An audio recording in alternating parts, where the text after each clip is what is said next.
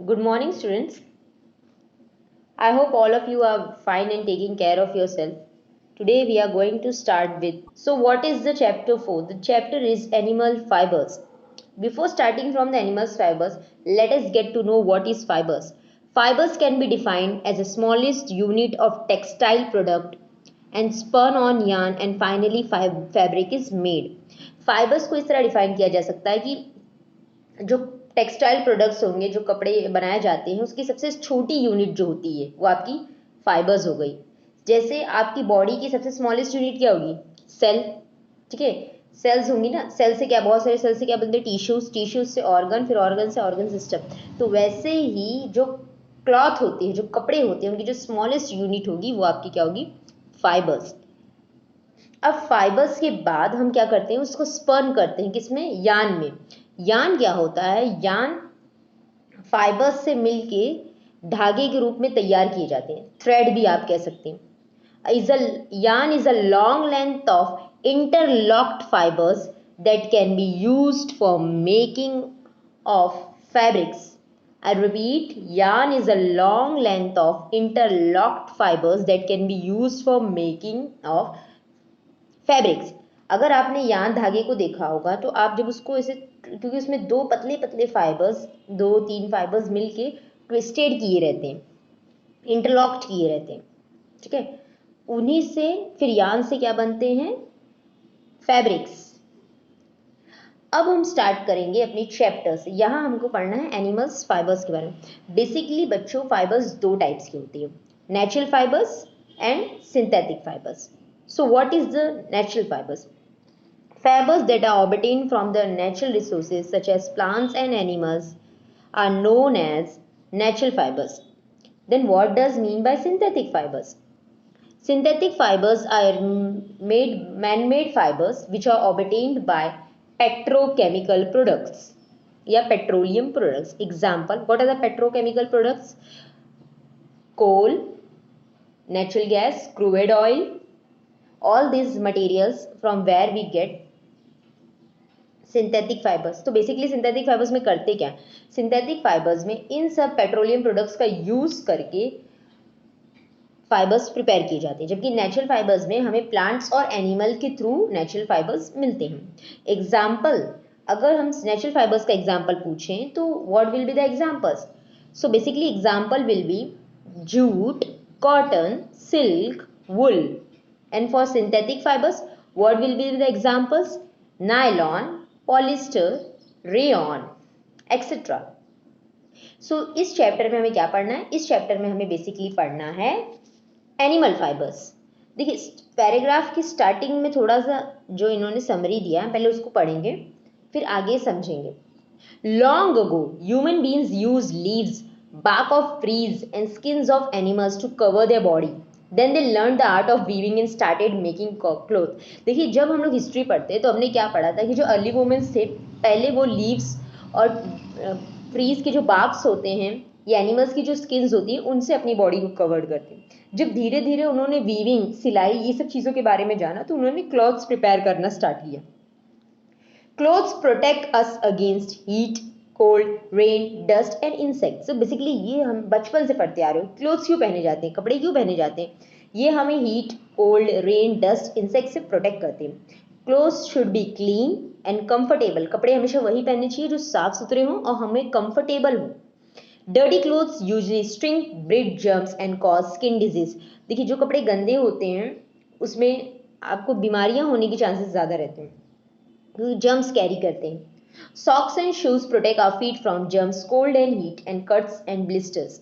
Our shoes should fit well and be comfortable. We should not wear wet socks and wet shoes. I hope इसको हिंदी में समझाने की जरूरत ना पड़ेगा, आप क्लियरली समझ गए होंगे।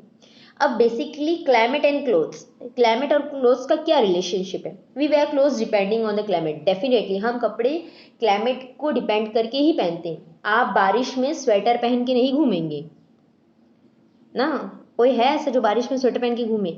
या आप कॉटन के कपड़े विंटर में नहीं पहन के घूमेंगे। तो हमारे जो क्लोथ्स होते हैं वो हमारे क्लाइमेट के अकॉर्डिंग डिपेंड करते हैं।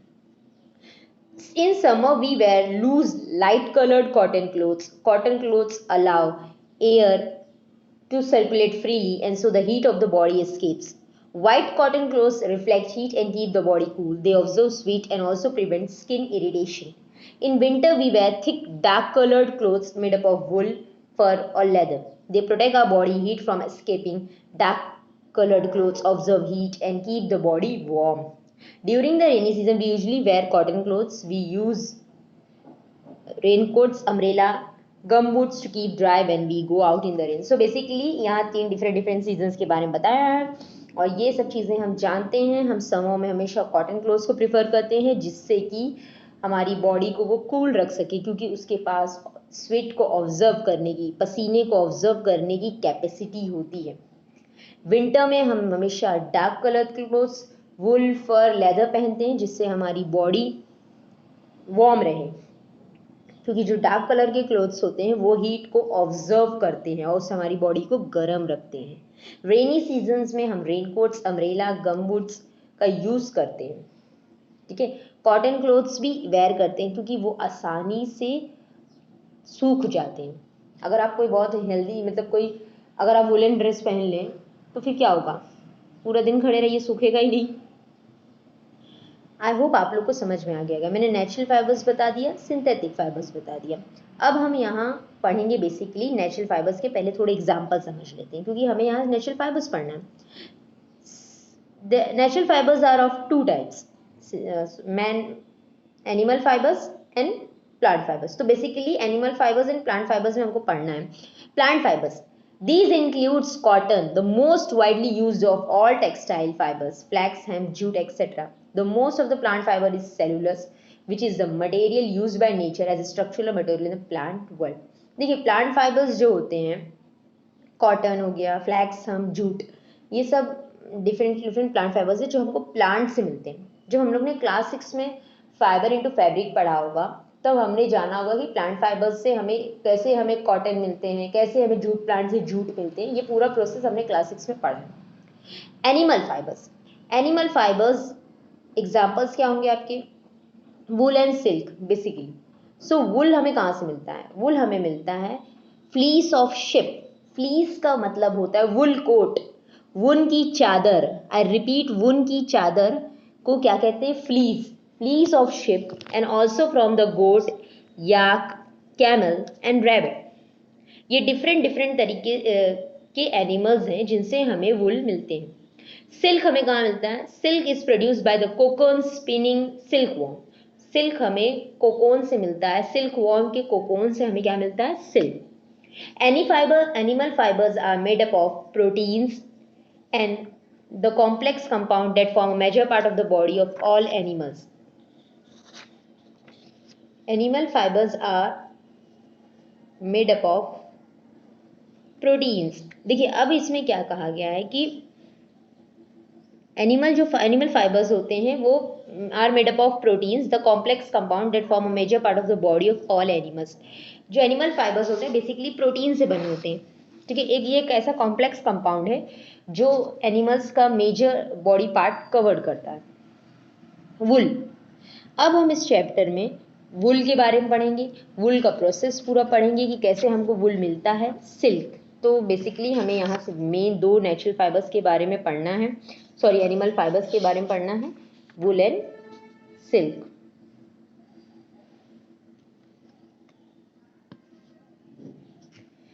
The hair on the body of wool-yielding animals traps a lot of air, and the air space between the wool fibers traps the airs.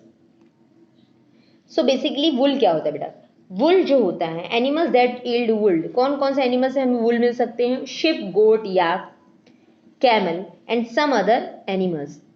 अब देखिए ये जितने भी एनिमल्स के मैंने नाम लिए इनकी बॉडी पे हेयर्स होते हैं और इन्हीं हेयर्स से हमें क्या मिलते हैं, वुल मिलते हैं. पर ये अलग अलग टाइप के वुल होंगे, ये नहीं कि जो नॉर्मल एक ही. आपने हमेशा ये सुना होगा we get wool from sheeps. हमें डिफरेंट टाइप के वुल डिफरेंट एनिमल्स से मिलते हैं. इनमें सबसे पहले इन्होंने क्या कहा, the hair on the body of wool yielding animal traps a lot of air space between the wool fibre traps air and since the air is a poor conductor of it.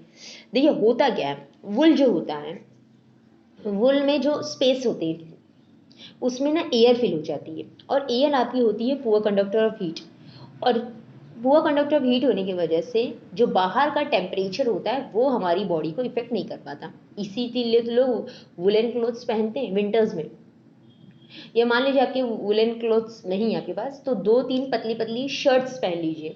तो अब उससे क्या होगा, जो एक shirt और दूसरे shirt के बीच का लेयर होगा, गैप होगा, उसमें ना एयर फिल हो जाती है, और उसके बाद बाहर का टेम्परेचर चाहे जैसे वो आपकी बॉडी को इफेक्ट नहीं कर पाता, क्योंकि एयर जो है वो पुअर कंडक्टर ऑफ इलेक्ट्रिसिटी, तो वो तो हीट को पास ही नहीं होने देगा। वो बाहर के टेम्परेचर को आपकी बॉडी में इंटरफियर कंडक्टर होता, अगर गुड कंडक्टर ऑफ इलेक्ट्रिसिटी हो, sorry good conductor of heat होता, तो नॉर्मल सी बात है वो चाहे बाहर का टेम्परेचर जैसे भी होता वो एयर के थ्रू आपकी बॉडी को इफेक्ट कर देते।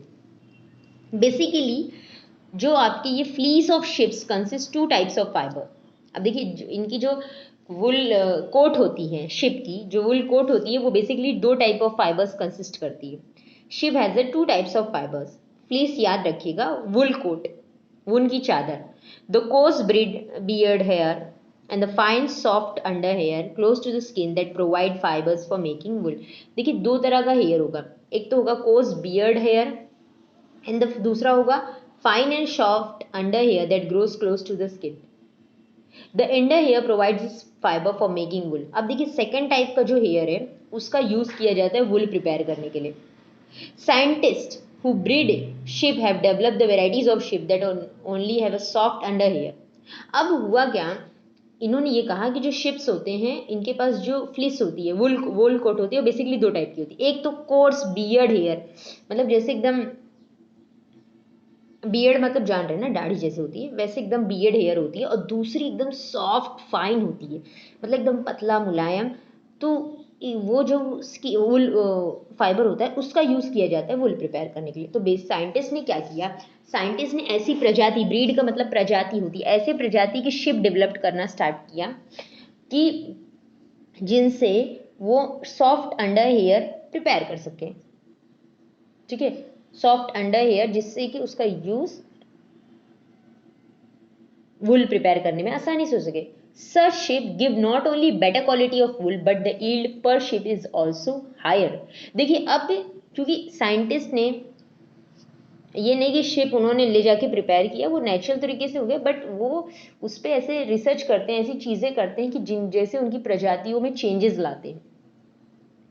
अब साइंटिस्ट ने क्या किया, जो इन्होंने ऐसे प्रजाति की शिप्स तैयार करना शुरू की, ब्रिड तैयार करना शुरू की, तो वो जो ब्रिड होती है, इनकी जो प्रजाति थी, वो ना तो कि वो सॉफ्ट हेयर देती थी, मतलब सॉफ्ट हेयर देती थी वुल प्रिपेयर करने के लिए, उसके अलावा एक शिप से हमें ज़्यादा से ज़्यादा वुल, ये जो फाइबर होता है वो ज़्यादा से ज़्यादा मिल सके, जो नॉर्मल शिप्स होती हैं उनके अकॉर्डिंग। आई होप ये पैराग्राफ आपको समझ में आया होगा। क्या मुझे रिपीट करने की ज़रूरत है? अगर आपके ना समझ में आएगा ना बेटा, प्लीज़ मुझे ना कॉल या मैसेज करके पूछ लीजिएगा। अब इसके अलावा एक तो नॉर्मल वुल मैंने बता दिया, अब इसके अलावा और कौन कौन से टाइप के वुल्स होते हैं? देखिए अल्पका, लामा, कैमल, ये 3 अलग अलग नेम है, पेज नंबर 39 पे दिया हुआ है। Alpaca, llama and camel hair yarns are spun from the fleece of animals that are members of camel family। देखिए किस फैमिली के मेंबर्स हैं ये, याद रखिएगा कैमल फैमिली के मेंबर्स हैं, कैमल फैमिली के मेंबर्स हैं ये लोग, अल्पका, लामा एंड कैमल, जिनकी बॉडी की जो स्किन होती है, जो कोट होती है, वुल, उस जो हेयर्स होती है, उससे फाइबर्स, मतलब soft, warm and light weight wool prepare किया जाता है। क्योंकि जो फाइबर्स इनकी बॉडी से लिया जाता है, जो हेयर्स इनकी बॉडी से लिया जाता है, स्पर्न किया जाता है यान, उसके फाइबर्स बहुत ही सॉफ्ट होते हैं, वार्म होते हैं और लाइट वेट होते हैं। अब एग्जाम्पल्स में इन्होंने 4 एग्जाम्पल्स दिए, डिफरेंट उनके कहाँ से हमको मिलते हैं, मतलब किस एनिमल से मिलते हैं और उनकी कैरेक्टरिस्टिक्स क्या है, प्रॉपर्टीज क्या है, इनके बारे में बताते हैं। Kashmiri is an extremely soft, resistant and easy to dye fiber. This is rare and expensive fiber combed once a year from the bellies of Kashmiri and other goats which is found only in the mountains of China and Tibet। देखिए ये एक ऐसी type की आपकी goats हैं, ये goats हैं मतलब जिनसे ये कश्मीरी वूल मिलता है, ये बहुत ही सॉफ्ट होता है और आप इसे ऐसा फाइबर होता है कि आप इसे किसी भी कलर में कलर कर सकते हो। बहुत ही रेयरली मतलब जल्दी मिलता नहीं और बहुत ही एक्सपेंसिव होता है। ये हमें मिलता किन से है, ये हमें पाशमीना गोट एंड कश्मीरी गोट, देखिए गोट्स, गोट्स का मतलब समझ रहे हैं ना, गोट्स से हमें मिलता है, कश्मीरी गोट्स और पाशमीना गोट से हमें मिलता है, जो कहाँ पाए जाते हैं, चाइना और तिब्बत के माउंटेन्स पे पाए जाते हैं। इनके जो फाइबर्स होते हैं बहुत ही एक्सपेंसिव और रेयर होते हैं, क्योंकि ये पूरे साल में सिर्फ एक बार इनके बॉडी से इन फाइबर्स को लिया जा सकता है, सिर्फ एक बार पूरे साल में। Angora which is combed from the angora rabbit is extremely soft, fluffy and warm fiber। देखिए ये भी एक तरह का वुल है जो कि अंगोरा रैबिट से मिलता है। ये बहुत ही सॉफ्ट होता है, फ्लफी होता है, वार्म फाइबर होता है। Mohair spun from the fleece of Angora goat. दोनों में कंफ्यूज मत होइएगा, हम रिपीट कर रहे हैं, समझिए। अगर किसी ने पूछा अंगोरा वुल आपको कहाँ से मिलता है, so Angora wool we will get from Angora rabbit, we will get from Angora rabbit. But अगर किसी ने पूछा मोहैर, तो मोहैर आपको मिलेगा अंगोरा गोट से। दोनों डिफरेंट है, रैबिट और गोट डिफरेंट है कि नहीं, इनके नेम अंगोरा रैबिट अंगोरा गोट है, बट इनके ये दोनों अलग अलग एनिमल्स हैं। ठीक है बच्चों। Mohair sperm from the fleece of the angora goat is extremely light weight, बहुत ही हल्का होता है। और अंगोरा गोट आपको कहाँ मिलेंगे, जम्मू कश्मीर। ठीक है।